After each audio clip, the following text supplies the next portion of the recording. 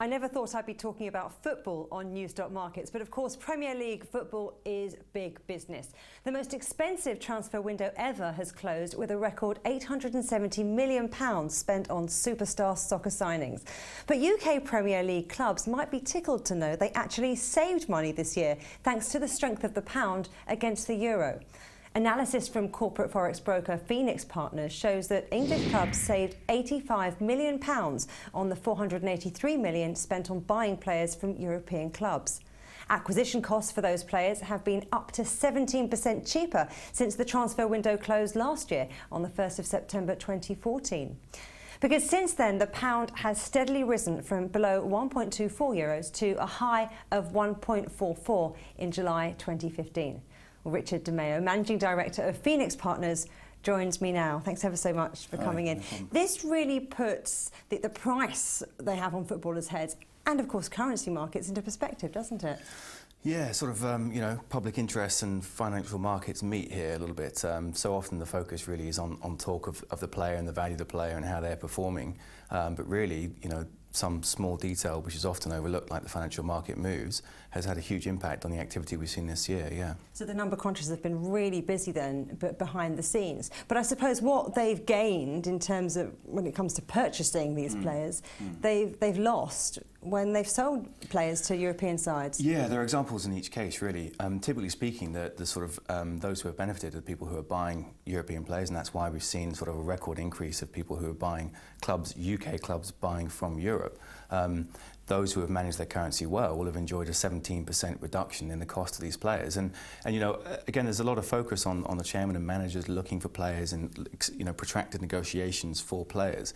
But at the same time, behind the scenes, there are active conversations with the CFOs and the finance directors looking at the foreign exchange and the impact that could have. And so people who have been smart over the last year or so in the currency, in the transfer market, need to also have been smart in the currency market.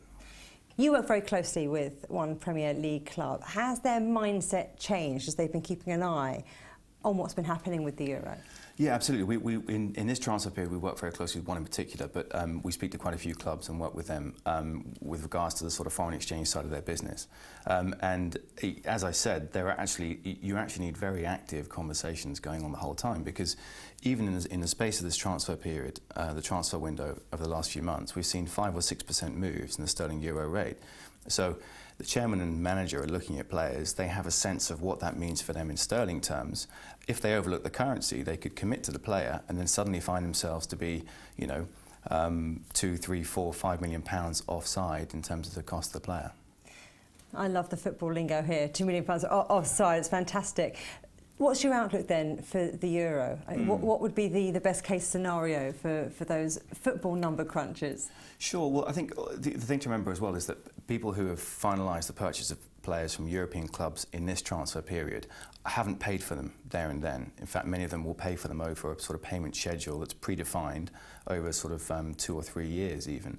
And so they have to keep a close eye on the currency moves, even for players who are bought in this transfer period. So how sterling euro moves going forward is going to be important for them. Typically speaking, anything above 140 seems to be of interest to clubs at the moment. So football fans might start thinking about the beautiful game in a different way here. Correct, they need to start thinking about what the managers are doing, not in terms of who they're picking for each match, but also how they've managed to manage their risk. Yeah, the timings, and it's more than just the cost of travel to European matches, But it's both sides as well. It's players that are being bought this year. If they're then sold next year, in the sort of brutal case of Angel Di Maria, who was bought by Manchester United last year, the difference between the purchase price and the sale price in euro terms was 15 million euros. But actually, because of how the sterling euro rate moved, there was potentially an additional sort of 7.5 million euros added to that cost for Manchester United. So looking at currency markets, which countries with star players might be losing out? To be honest, people in Europe selling players will have a bit of a rough time, because when they then convert those dollars into sterling, if you like, back into euro terms, they're not going to be doing too well. So, the Real Madrids and Barcelonas and Juventuses of the world won't be getting too much change in the players that they sell internationally. Astonishing, really, to think at this record transfer window time, when everyone's been talking about how much has been spent, they've actually saved money. Richard DeMeo from Phoenix Partners, thanks ever so much. Pleasure, thank you.